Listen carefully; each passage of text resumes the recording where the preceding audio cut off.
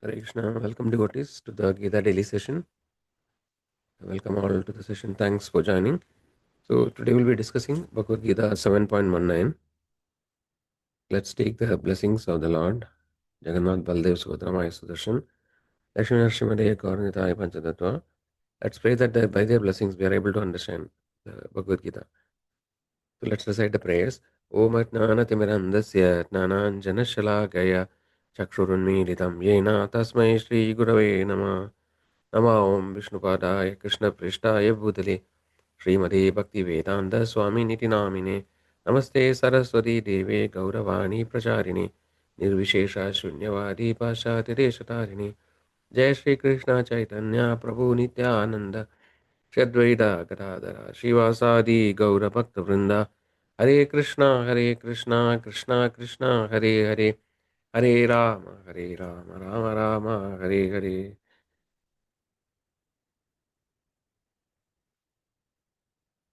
So let's dedicate the session to His Divine Grace. A.C. Bhaktivedanta Swami Prabhupada, founder Acharya of International Society for Krishna Consciousness. By His mercy, He has spread this Vedic knowledge throughout the world, and He has provided Bhagavad Gita in a way that it is very easy to understand. Also, apply in a practical way in our day-to-day life. So let's thank Srila Prabhupada. Srila Prabhupada ki jai. So let's recite today's sloka 7.19. You can repeat after me and remain muted. बहुनां जन्मनामन्ते ज्ञानवान् मां प्रपद्यते वासुदेव सर्वमिति स महात्मा सुदुर्लभ. Repetition. बहुनां जन्मनामन्ते ज्ञानवान् मां प्रपद्यते वासुदेव सर्वमिति स महात्मा सुदुर्लभः. Translation by His Divine Grace Srila Prabhupada. Srila Prabhupada ki jai. After many births and deaths, he who is actually in knowledge surrenders unto me, knowing me to be the cause of all causes and all that is. Such a great soul is very rare. Let's see the word to word meaning. Bahuna, many. Janmana, repeated births and deaths. Ante, after. Jnanavan, one who is full in knowledge. Mam, unto me. Prabadhyade, surrenders. Vasudeva, the personality of Godhead, Sri Krishna. Sarvam, everything. Iti, thus, sa, that. Mahatma, great soul. Sudurlabha, very rare to see. So let's see, read the translation again. After many births and deaths, he who is actually in knowledge surrenders unto me, knowing me to be the cause of all causes and all that is. Such a great soul is very rare. So coming to our discussion and setting the context. So we are discussing Bhagavad Gita 7th chapter, which actually talks about Bhakti Yoga. So here actually the Lord starts giving the topmost knowledge to Arjuna about Bhakti. So we have seen in this chapter the Lord explains about the Lord's opulences, like his different energies, right? And the last two sessions we saw the four kinds of people who never surrenders to the Lord, and the four kinds of people who take shelter of the Lord. So the four kinds of people who take shelter of the Lord are Artho, Artharthi, Jitnasu, and Gnani. So one who is distressed, one who is seeker of money, wealth, one who is inquisitive, and one who is seeking the absolute truth. So these are the four kinds of people who actually approaches the Lord. So here actually the Lord actually is mentioning in this shloka that, and he also, subsequent shlokas, the Lord explains that the one who is seeker of knowledge or a gnani, he is actually better than the other categories because he's approaching the Lord after having sufficient understanding of the Lord's position. So he is the superior. And here in this shloka, Krishna says, even it gnani, right? After many, many births, actually, he comes to the conclusion that Vasudeva, Krishna is everything. And such a soul is very rare. So earlier we saw in the previous chapter, Krishna says, Yoginam avi sarvesham mad gade nandara shadavan bhajade yomam samayukta tamo mata. So there Krishna says, of all the yogis, one who actually is surrendered to the Lord, or one who is in connection with the Lord with devotion or bhakti, he is the topmost. And here again, Lord is saying, so Krishna, basically from this sloka, we can understand there are various parts of spirituality, right? It can be yoga, Ashtanga yoga, or it can be the process of gaining knowledge by jnana, right? Or impersonal liberation. So Krishna actually giving the conclusion that of all the different paths or all the different seekers, right? The topmost actually one who is coming to the conclusion that Krishna is the source of everything, and accordingly surrenders to him. So basically, there is no doubt that Krishna is very clearly establishing the supremacy of devotional service or bhakti. Right. So that is the essential conclusion of Bhagavad Gita that we have to understand. Right. So Krishna is saying that a person, if you are a gnani, right, who is comparatively the better of all other things, it would take many lifetimes, to come to the conclusion that Vasudeva is everything and to surrender to him. So, if we are intelligent, no, then we will not wait for many lifetimes, right? When the conclusion is that Krishna is the supreme and the source of everything, then why to waste many lifetimes, right? So, an intelligent person will have faith in the words of the scriptures, the Lord, and the acharyas, and accordingly take a decision, to surrender to the Lord. So, this is the essential meaning of the shloka. So, let's see in more detail.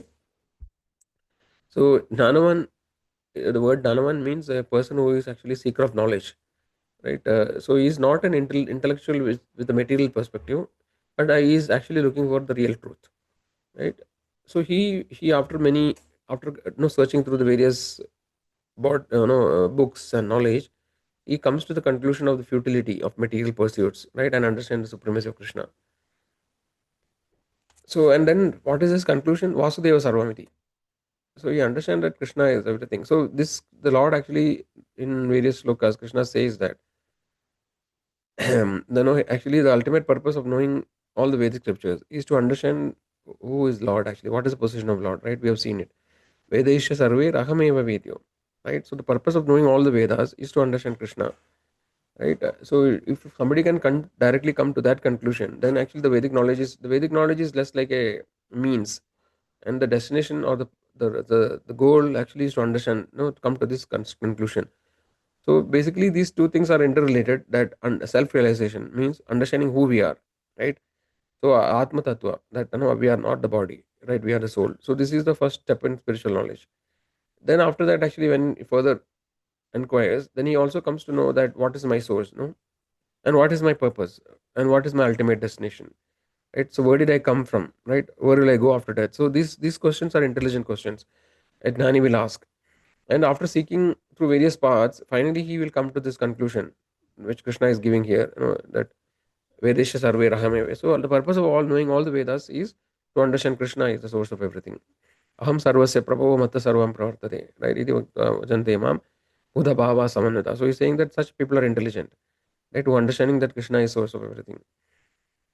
So but then, on the other contrary, if you go through various spiritual paths and you could not come to the conclusion, then actually all your pursuits are wasted, right? And Krishna says that Sudurlava, such a Mahatma actually means, Mahatma is not, sometimes misused, in different ways. So the material pursuits are, somebody who achieves success in material pursuits, no, he is not a Mahatma, because material, we know that material existence is temporary, right? And it is illusionary also, right? So many things, so many histories are there, no, like many great kingdoms are established, right? Many people are defeated, right? So many new kingdoms comes, so many different kinds of governments comes, like monarchy, uh, democracy, right? So many things comes and goes, everything, is recycled again and again. So if you achieve something great as an emperor like Ashoka or Alexander the Great, right? Alexander the Great actually, he finally realized that, all his pursuits were wasted, right? Everybody comes with empty hand and everybody goes with empty hand. So all these material pursuits are not so great, and that does not make one Mahatma. Mahatma actually, according to Srila Prabhupada, no, he says that one who actually is understanding the ultimate truth, right, and accordingly act, he is the Mahatma. So if Krishna says, "Sa Mahatma Sudurlabha," such a soul is very rare.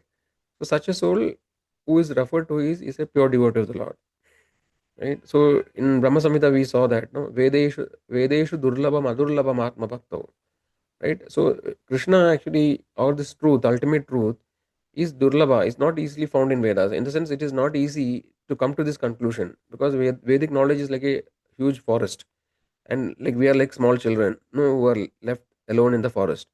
So to come out of the forest, it's very difficult by our own endeavor, right? So similarly, the Vedic knowledge is also very vast. So without the help of a captain or a no, or a guide, it is difficult. Like Guru is essential, right? So otherwise, like even though you scan through all the Vedic scriptures, the Krishna is Durlabha, he is not easily found, or you couldn't come to the conclusion. But then Vedeshu Durlabam, Adurlabam Atma Bhakta. So one who is a Atma Bhakta, who is a devotee of the Lord, for him, the ultimate truth is easily accessible. So that actually we have earlier also seen. Right? Krishna says to Arjuna that I am revealing this knowledge to you, Arjuna, because you are my devotee and you are my friend, right? So this is the secret of getting the topmost knowledge, right? To become a devotee. So also there is a shloka 9.13 in Bhagavad Gita says Mahatmanastu Mampartha Devim Prakriti Mashida Bhajanti Ananya Manaso Natva Buddhadim Avyam. So here also we can see the definition of Mahatma. Mahatma is Mahatmanastu Mampartha Devim Prakriti Mashida. So they are actually under my protection of no, they are under the protection of spiritual energy, Devim Prakriti, and Bhajanti Ananya Manaso. So those devotees always worship me without any other second thought. No, they don't have any other intentions. We have seen that Anya Bilashida Shunyam last class. No? So without any other desire, they worship the Lord. Natva Bhudhadim Avyam. So, and yeah, they understand that Krishna is the inexhaustible ultimate truth. So, such Mahatma, such a person is a Mahatma. So, we can also see, from our day-to-day examples, or what actually, for example, in our parampara, we see that there are many people who actually tries out various paths of spirituality, right? And finally, they actually come to the conclusion that actually bhakti is the topmost. So we'll see some example. So so we have His Holiness Radhanath Swami, right, who actually is a Prabhupada disciple of Srila Prabhupada, and he actually is also an initiating spiritual master, right? So his book actually biography. There's a book called The Journey Home, where actually if you read, he has explained how he has tried out various spiritual paths, right? So he tried out various spiritual paths actually. So for example, he traveled across the Europe. Uh, and Middle East, and experimenting with various religions like Christianity, Judaism, Buddhism, yogic traditions. Even stayed in Himalayas, Himalayan caves with with many gurus. So like that, he seeked out. He went to Haridwar. So after doing all these things, finally when he met Srila Prabhupada, he understood that okay, here is a genuine spiritual master. He's a pure devotee. And after hearing the philosophy from Srila Prabhupada, he came to the conclusion that no, this is the topmost path. Right? This is just one example, but then there are many other disciples of Srila Prabhupada, right? Like Mukunda Goswami, Shyam Sundar Das. So they all actually had tried out various different paths. Even his Holiness Jayapatak Swami Maharaj.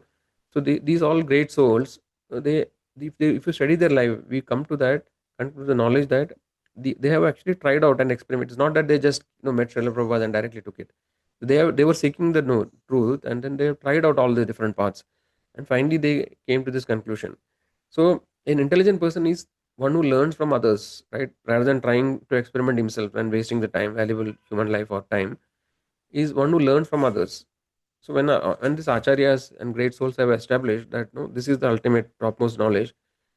If you're intelligent, we should actually have faith in them, and then take up that path. So the Nani's example is that no, he takes many lifetimes, right? So this is like Bhakti Yoga. We have seen that there's a yoga ladder. No, there are different steps one can make progress, right? Like Karma Yoga, Jnana Yoga, Ashtanga Yoga, Bhakti Yoga, like that. So and so taking this gradual progression is like taking the steps of a there's a huge long very very tall building, let's say 100 floors are there, and going by stairs actually is the gradual progression. But actually intelligent person will take the lift or elevator, right? So bhakti is the process like an elevator. So especially we have seen that in the Kali Yuga, right? The people are actually less intelligent. Srimad Bhagavatam says, "Prayana alpayusha sabya kalau asmin yate yuge jana manda su manda madayo manda bhagya uda." So in the age of Kali, people are actually very unfortunate. No, and then their intelligence is very dull. Spiritual intelligence is very dull. So they don't have the necessary intelligence to understand the spiritual topics. Hence, the Lord actually came directly as Chaitanya Mahaprabhu and provided a very easy process. Right? Kalaya dosha nide rajan asti ekan mahan guna kirtana nevasi krishnasya mukta sangha paramrajit. Even though the Kali Yuga is full of fault, right? There is one great thing about Kali Yuga. So, what is that actually? By chanting the holy names of the Lord, one can attain the highest perfection. So, if we are intelligent, we will not miss the opportunity, right? And understanding the topmost conclusion. right? So also there is one misconception among people, that all paths lead to the same destination, which also actually is refuted by the acharyas. No, just like in the practically we see that if you there are no if you go to a railway station, and then there are many trains which are coming, right? So, and let's say you have a destination that you want to go to Vrindavan. If you take a train to which is going to like Madurai, right? Or if you go a train takes which goes to Gujarat or Kolkata, right? You will not reach Vrindavan, right? So we have to take the right train. No, then only we reach the right destination. It could be true that all paths will eventually lead, because then it's like taking a gamble. No, after many thousands of lifetime, somehow or other you may come to the final right path. But rather than that, the practical understanding is that we have to first of all evaluate where this path is leading me. Right, what is the ultimate goal of this path, destination, and accordingly take the decision. Right, so not it is not that all. Krishna also says in Bhagavad Gita, "Yanti Deva Vrita Deva Pitru Yanti Pitru." So basically, he says that whoever worships demigod, they will reach the planet of demigods. Right, whoever worships the ghost, they reach this corresponding destination. And whoever worships me, they come to me. So unless and until you worship Supreme Lord, understanding that He is the source of everything, we will not reach His destination. Right? If you worship demigods, you will go to that planet. So like that, the different paths have different destination. Right? So it is not that no all paths. So this is just to be clarified. So accordingly, when we understand which path leads to where, we will take an intelligent person will take that path, which will result in the ultimate, which will take you to the final or the most superior or the topmost destination. And the topmost destination, according to the Acharyas, is Goloka Vrindavan. Right? Even the Vrindavan or Vaikuntha planets are innumerable, and of all among them, the most superior is actually where the Krishna is in his original form as a cowherd boy, in the Shyamasundar form. He is the Swayam Bhagavan. So that is the ultimate destination or the topmost. So it's up to us know where we want to go, right? Because the Lord has given free will to the jiva, and if the jiva wants to again be in illusion and continue in the material world, he can continue here. Or if he want to reach the topmost destination, he can decide. It's just up to him to make up his mind. So from the scriptures, we see various examples. No? Like after many births, how somebody finally achieved the topmost destination. So we have seen the story of Gajendra. Recently, also we saw that Gajendra was a king Indradumna in his previous life, right? And after he was cursed by Agastya Muni to become a elephant. So, but due to we have seen that whatever spiritual knowledge we acquire, or any any the Dhani acquires knowledge, right? So whatever knowledge we acquire in the spiritual path is never lost. So Indradumna was able to remember the Lord in his next life as an elephant when he was attacked by a crocodile. So similarly, we saw the story of Bharat Maharaj. Bharat Maharaj was a great emperor, right? Ruled the world for a very long period, and finally he gave up the kingdom, as part of the Vedic tradition, and then he took up the process of meditation. He went to the forest, right? He was seeking the knowledge, but somehow or other he could not complete in that life. He was attracted to the deer and he fell down from that position. So the Lord actually gave again multiple opportunities. So next life he became a deer, and then the third life he became Jadabharat, who actually he was having this spiritual knowledge from the very beginning, and he always internally meditated. He behaved like a madman, externally, so that people doesn't trouble him, and internally always meditated on the Lord. So finally, he achieved perfection. So like that, it may take many lifetimes for one to perfect. But Srila Prabhupada and our acharyas, they have provided a way, provided a padadi or a schedule or a process of bhakti by which, if you sincerely and seriously follow it, one can attain perfection in one lifetime itself. But then we have to should not waste any time, because we don't know how much time is left in this life. So if you take it very seriously, fully focusing on the Lord and prioritizing our activities accordingly by following the devotional service, right? So it's a Navavidha Bhakti, Shravanam, Kirtanam, Vishnu Smaranam, Padasevanam, Vandanam, Archanam, Dasyam, Sakyam, Atma Nivedanam. So like that, there are 9 devotional process of devotional service explained by Prahlad Maharaj, like starting with the chanting of the holy name, right? So if you follow this process, then one can attain the topmost destination. And also there is a process in gradual process within the path of bhakti, right? Like it starts with Shraddha. It says Adav Shraddha, Tada Sadhusanga, Bhajana Kriya, Anartha Nivritti, Nishta, Ruji, Asakti, Bhava, and Prema. So, like that, there are different stages in bhakti. So even though it actually is, it is not that it can we can become perfect. So sometimes, the Srila Prabhupada also mentioned that, no, if we are completely serious and if we fully sincerely surrender in one moment, also we can become perfect. But generally, on a practical level, it takes time. We have to go through the gradual process. So considering the short duration of human life, right, we have seen that like maximum a person lives for 100 years, but nowadays, even if you live for 70 years also, it is a great achievement. And in that 70 years, like almost half of the time is going in sleeping, right? And our younger period of life like goes in playing, studying, etc., right? And when we become old also, we cannot have proper time, no, with full focus. So the real time we have is very few years in our life, where actually we can fully utilize it. So understanding this valuable human life, which is rare, obtained after many lifetimes, one who is intelligent, he will not waste any time. He'll try to really prioritize his activities and really spend time for the real soul, not in the material pursuits which are actually temporary. Everything has to be lost. All that we achieve, right? If everything is lost at the time of death. So he will focus on what is really valuable, right? So accordingly, we should take our decisions, etc. So on a practical level, what is applications we can do when we understand the highest path? We will, as I just mentioned, we should reprioritize our activities, right? We have to cross check whatever path I am now following, will it lead me to the ultimate goal or the topmost destination? If it is not, then we need to, think and find out which is that path. Now whoever is attending the session, to them, there it is already accessible. We have been discussing the topmost path, the wisdom of Bhagavad Gita. So accordingly, we'll reprioritize our activities and also start doing something practically, start chanting the holy names, reading scriptures, reading Bhagavad Gita daily. So these kind of activities we should cultivate in our day-to-day life. In the family, we should actually teach the children, give this knowledge to them, and gradually give them the knowledge, right? Of course they have to do the practical things, like studying, etc., but they should also be aware that, no, this is only temporary. It is required to survive in this world. If you are a grahastha or a family man, you need a job, you need an income. So in today's world, we need to work, right?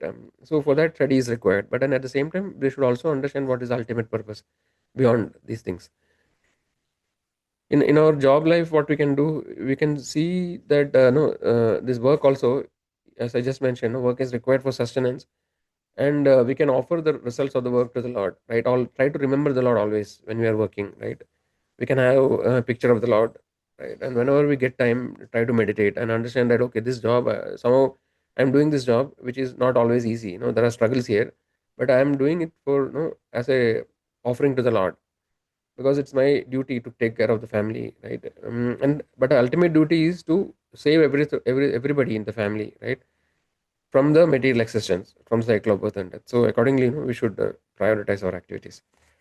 Okay, so with that, I think we come to the end of the time for this discussion. If somebody wants to leave at this point, they can leave. If anybody has a question, they can unmute and ask. Hare Krishna.